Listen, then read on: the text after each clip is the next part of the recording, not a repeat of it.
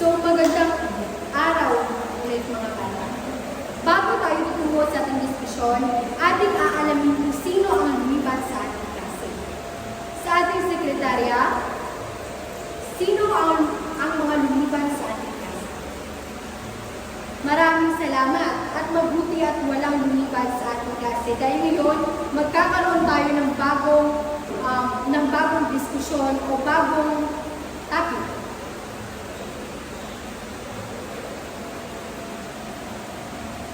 Bago tayo tutungo sa ating diskusyon, ito ang mga komentaryan sa ating klase.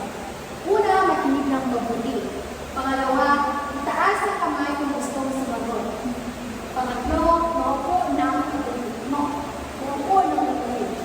Pang-apat, iwasan ang pagkukuhan sa katabi sa oras ng klase.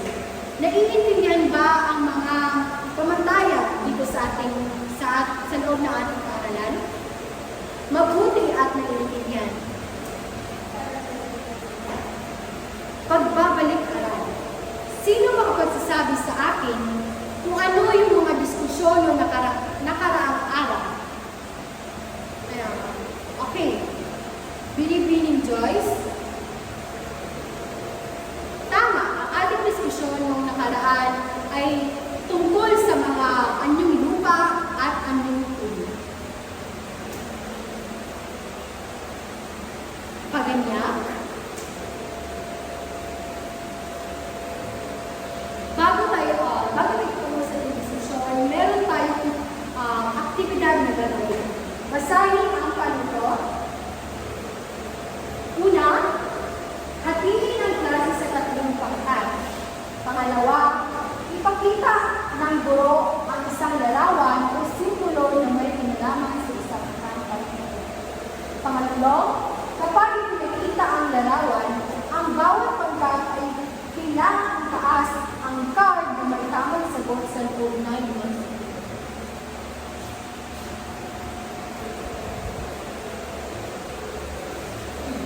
Ang tamang sagot ay makakakuha ng isang points.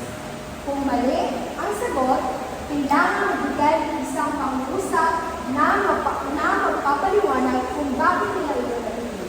At pang-ani, ang grupong may pinakamaraming punto sa guro ay tatanganin mga dalubhasang kasaysayan. Meron akong mga larawan na ipapakita sa inyo. Ito. Naiintindihan ba ang mga panito? Tama. Magalili at iintindihan.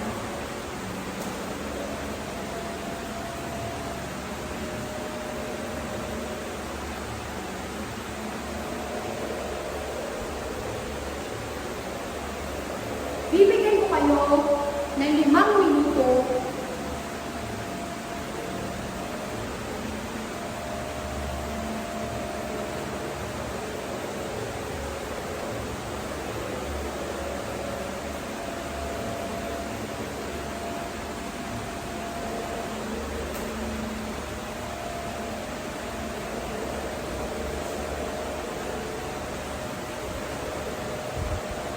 maaari nang itaas ang inyong mga card.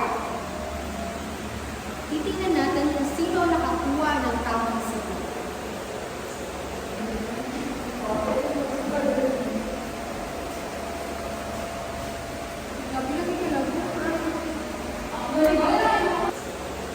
Very good.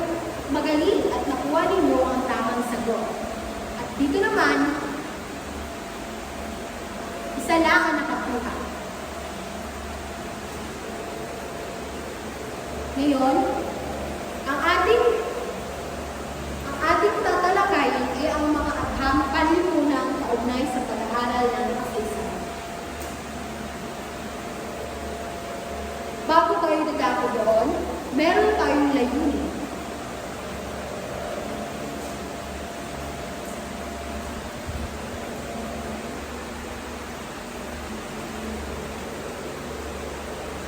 Basahin ang mga layunin. Sa pagtatapos ng alamin, ang mga mag-aaral ay matutukoy ang iba't ibang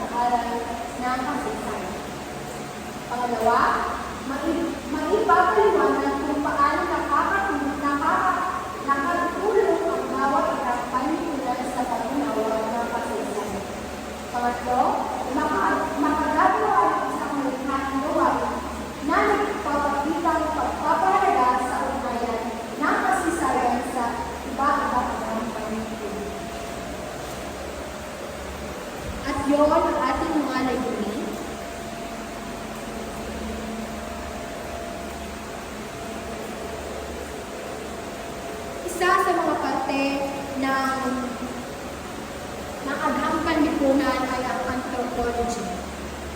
Ang anthropology o anthropolohiya ay ang agham ukol sa tao na kanyang katawan. Saklaw nito ang pag-aaral ng kayariang pangkatawan at pangkaisipan ng tao. Unang kanyang buong katawan.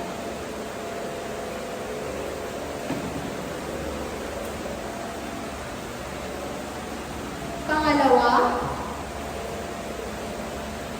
sociology. Ang sociology o sosyolohiya ay ang pag-aaral ng tao sa lipunan. Sinusuri rito ang pangkat ng tao, ang tao sa lipunan. Ang pamilya bilang pangunahing institusyon, ang pagkalat ng populasyon, at mga suliraning kinakaharap ng mga mundo. Ang sosyolohiya ay ang pag-aaral kung paano namumuhay ang isang tao sa ating komunidad. Tinutulungan upang maunawaan kung bakit may mga patakaran sa ating komunidad. Halimbawa nito ay sa isang barangay, may mga taong magkaiba ng relihiyon o antas ng pamumuhay. Dahil dito, minsan nagkakaroon ng hindi pagkakaunawaan. Tulad ng pagtatalo tungkol sa paniniwala o sa pamumuhay. At dito pumapasok ang sosyolohiya upang tulungan tayo maunawaan ang pagkakaiba sa ating komunidad. Pangalawa, political science. Nakatutok ang political science sa pananaliksik at pag-aaral ng mga proseso at gawin ng mga tao sa kanilang pamahalaan. Tinatalalim sa kasaysayan ang pamahalaan at impluwensya nito sa pamumuhay ng mga tao sa nasasakupan. Ang political science o agham pang-politika ay ang pag-aaral sa pamahalaan ng batas at pamumuno. Tinutulungan tayo nito maunawaan paano pinamumunuan ang isang bansa, paano ginagawa ang batas, at paano ito nakaka-apekto sa ating bayan. Halimbawa nito, kapag pinag-aaralan natin kung paano pinipili ang isang lidera sa ating komunidad.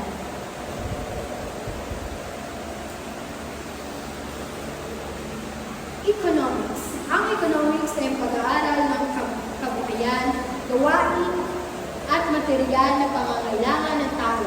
Tinatala nito ang mga impluwensyang nakaka-apekto sa produksyon at distribusyon ng mga produkto upang mapapamahagi sa mga mamamili. Ang pagpapalitan ng produkto ay gawain ng ekonomiya upang magamit ang salapi, ito at iba pang mineral. Halimbawa nito, kapag isang magsasaka ay nagtatanim ng palay para ibenta sa palengke at kumita ng pera. Iyon ang ginagamit nila para may pambili sa kanilang mga pangangailangan. Sa pag-aaral ng kasaysayan, tinatalakay kung paano nabuhay ang ating mga pinuno, kung paano nila natutunan ang proteksyonan ng kanilang sarili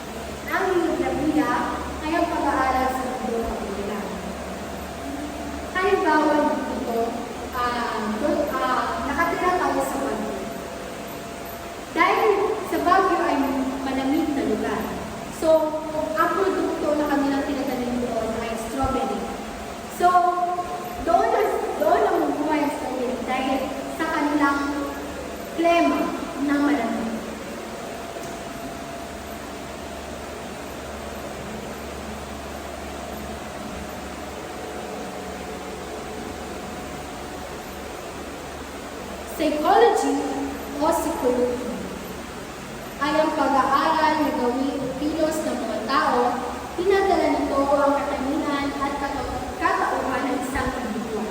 Pinag-aaralan ng psikolohiya ang paghina ng individual sa kanyang katauhan at ang impluwensya ng pangkat sa kilos ng gawain. Pinag-aaralan din ang mga paraan ng pagkikipag-ugnayan sa mga individual sa pang-araw-araw na pagkikisalamuha sa pangkat kung kanilang pinag-iulan.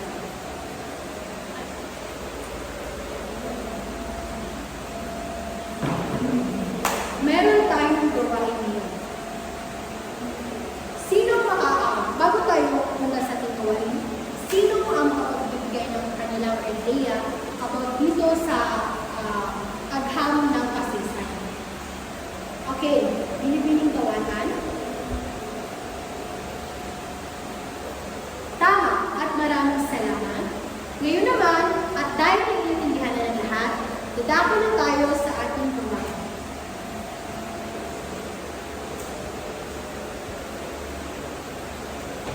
Gawain kasaysayan charades. Panuto at itinagla sa salitang grupo. Ang bawat grupo ay magpapadala ng isang pinatawan sa lahat. Pangatlo, pipili ang pinatawan ng isang papel sa kahulog at kailangan ipakita sa pamamagitan ng kilos at galang. Walang salita o puno ay nakasulat dito sa loob ng isang grupo. Meron tayong tahon at pipili kayo ng isang katanungan.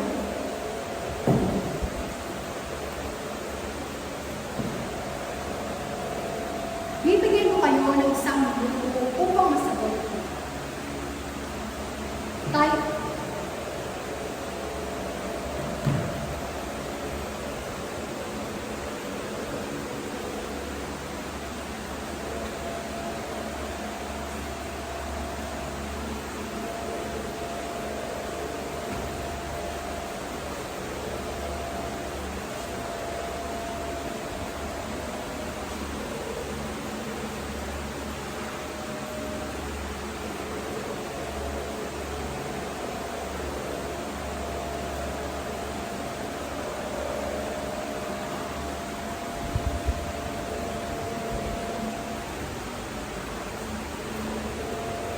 Ito ang mga gabay na tanong na kukunin ninyo sa ating baon at nanagkakagyan.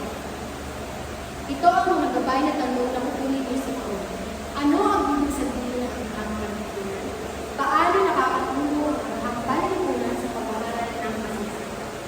Pakuli, bakit mahalaga ang ugnayan kasaysayan at ang agham panlipunan? Maari kayong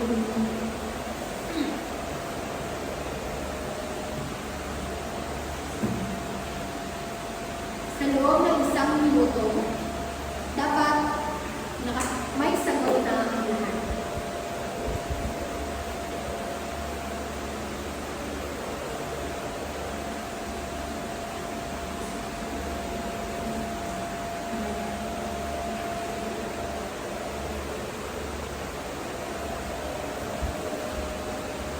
At tapos na ang isang minuto.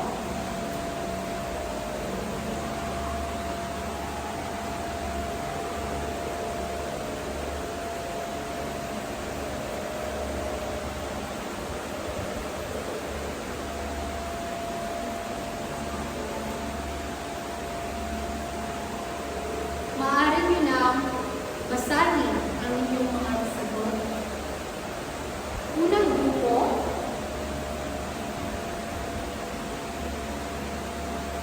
tama.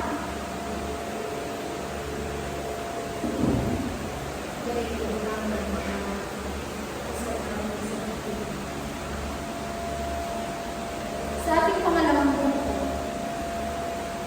paano nakakatulong ang agham panlipunan sa pag-aaral ng kasaysayan?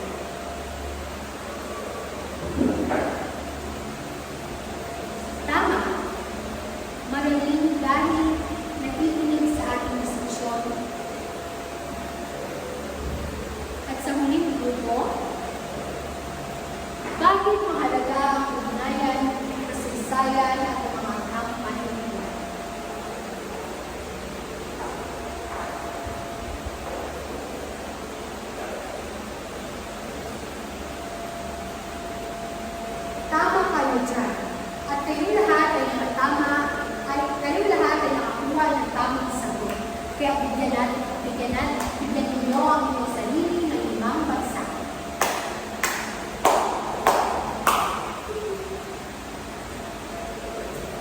Idako naman tayo sa paglalakad.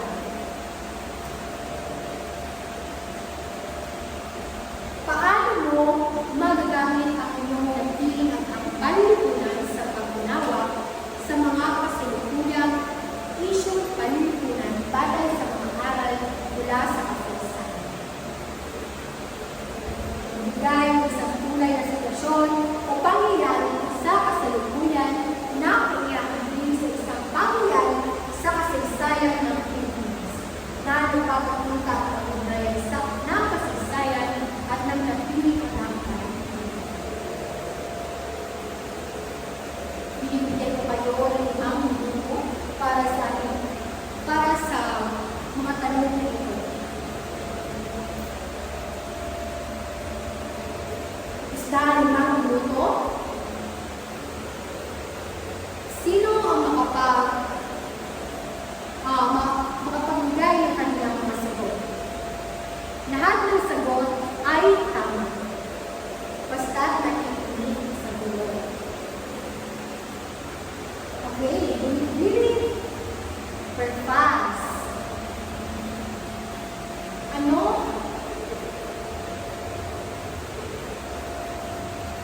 Tama ka dyan. Tama ka dyan.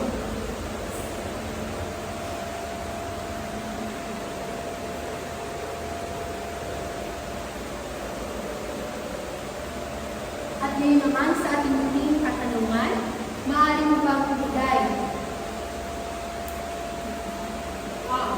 Mr. De La Cruz.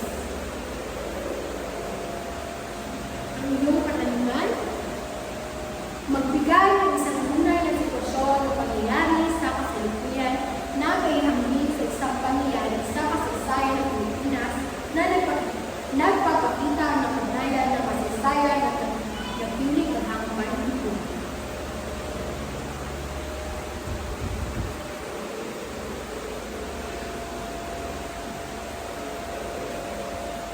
Tama ka dyan. Maraming salamat sa inyong kooperasyon. Naway makinig pa kayo sa ating sa iba pang gagawin niya.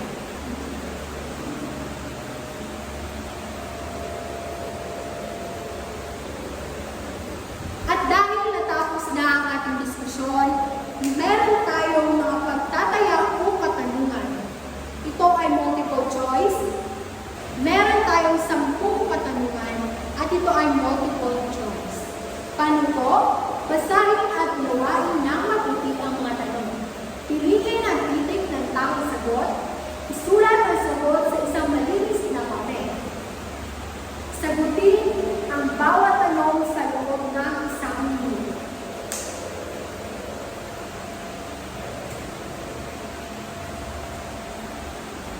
Sa mga katanungan, basahin ninyo ng mabuti at unawain upang makuha ang tamang sagot. Binibigyan ko kayo ng 1 minuto kada isang katanungan.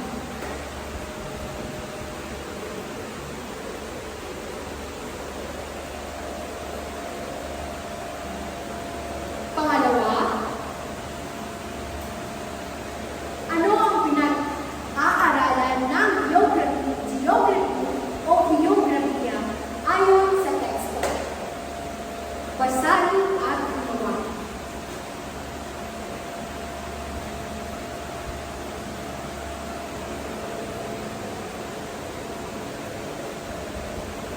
Ang panlipunan ang nag-aaral sa kilos o galaw ng tao at tumatalakay sa kaugnayan ng individual sa kanyang katauhan at sa impluwensya ng pangkat sa kilos o gawain.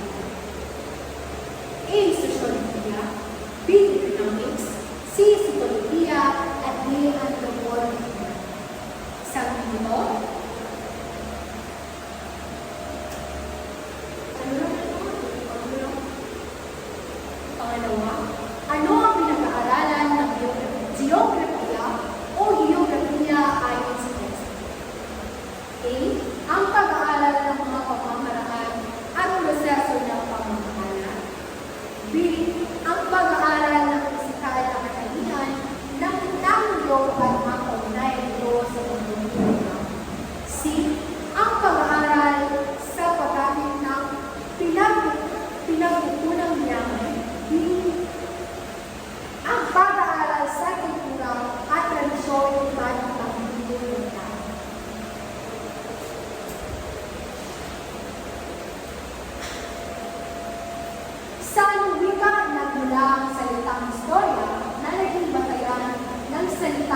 kasaysayan. A. Latin, C. Ingles, D. Espanyol, D. Greek. Pang-apat, alin ang panlipunan ng tumatalakay sa kalikasan ng tao ay sa sangkatauhan at ginagamit upang maunawaan kung paano ng tao ang bago ang mga bagay sa kapaligiran. Ito ang kasaysayan.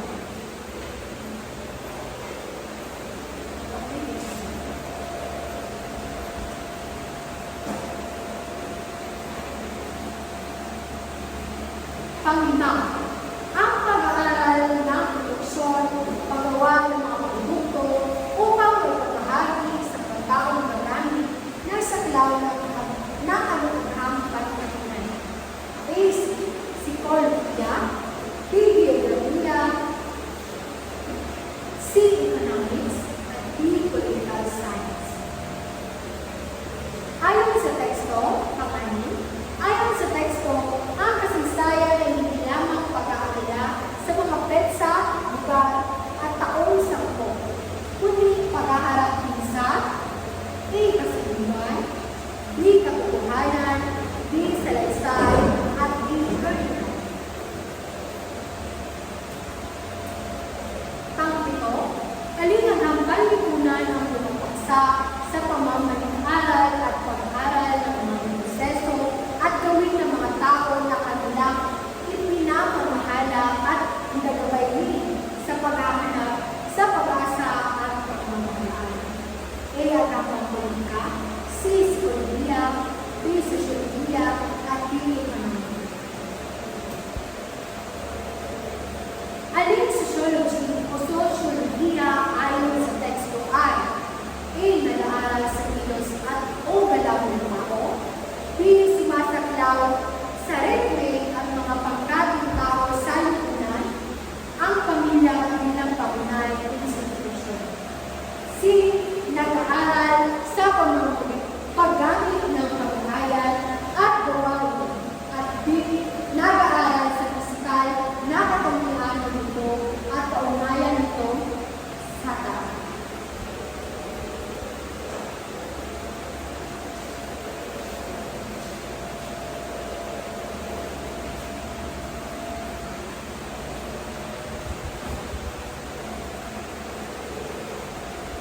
Walong siyam, alin sa mga sumusunod ay hindi kabilang sa mga makakatulong na pag-aaral ng kasaysayan ayon sa teksto. A. Panitikan o mga bagay na nasusulat. B. Sining o mga likhain, bulit, pintura at kultura. C. Applied science. D. Musika o mga likha, politik at kultura. Panguling katanungan, ayon sa isip mo, ang kasaysayan ay mapupunan at mapagyaman ng ibang pangang panlipunan maliban sa iba pa ang panlipunan maliban sa A. Sosyolohiya, B. Ang politika, C. Chemica o chemistry, D. Economics.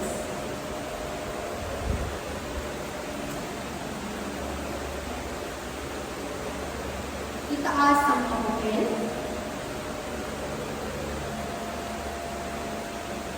At magpalitan na ng mga papel sa papel. At ito ang mga tamang sagot. Una, C. Tingnan ng mabuti ang tamang sagot.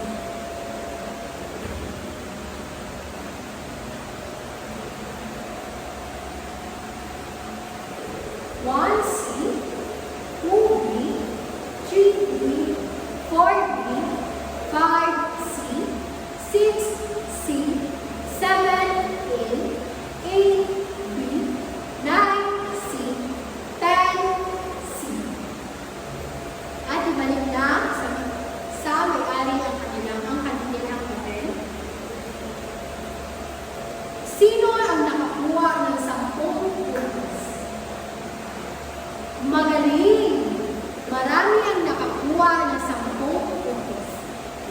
sabihin nun, ang aking diskusyon ay inyong ibig sabihin nun, ang aking diskusyon ay inyong naiintindihan. Kaya halos lahat ay nakakuha ng 10 puntos. At ipasa sa atin ang mga papel. Palakpakan natin ang ating mga sarili dahil nakuha ninyo at naintindihan ang ating diskusyon. Sobrang galing.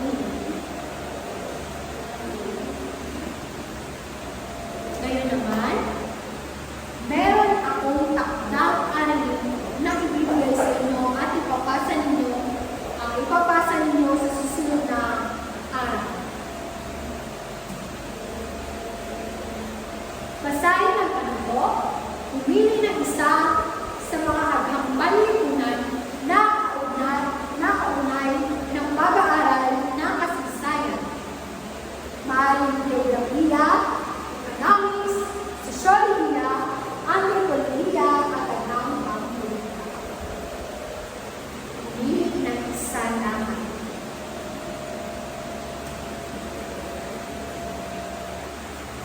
Maghanap ng isang halimbawa ng pangyayari sa kasaysayan ng Pilipinas na may kaugnayan sa libing ng panlipunan.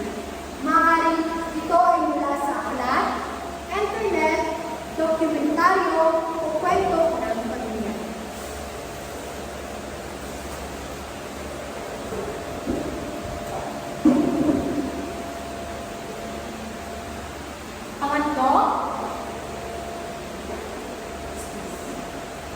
Pangatlo, ilarawan sa isang buong papel o shorthand paper ang inyong napiling halimbawa sa pagmamantala. Maikling paliwanag o 5 hanggang 7 pangungusap kung paano ito orientado sa kasaysayan. Larawan o guhit o simbolo na kumakatawan sa itong baksa. Maikling aral o isipan na natutunan ng ilan ito. Ipasa sa susunod na araw ng pasukan. Naiintindihan ba ang mga panuto at naiintindihan ba ang panuto?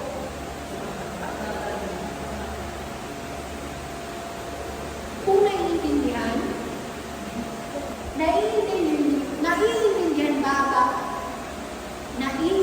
ba ang mga panuto? Maraming salamat sa inyong kooperasyon sa ating diskusyon ngayon. Sana sa susunod pa nating diskusyon ay makikinig na naman kayo at susundin ang ating pamantayan sa kaso. Hinihiling ko ulit na gusto kayong lahat. Binibining dawatan. Binibining dawatan para sa ating katapusang panalangin. Sa ngalan ng Ama, ng Anak, ng Espiritu Santo. Sa ngalan ng Ama, ng Anak, ng Espiritu Santo. Amen. At tapos na ang ating diskusyon. Naway hindi ninyo malilimutan ang ating tinalakay ngayon. Maraming salamat at paalam.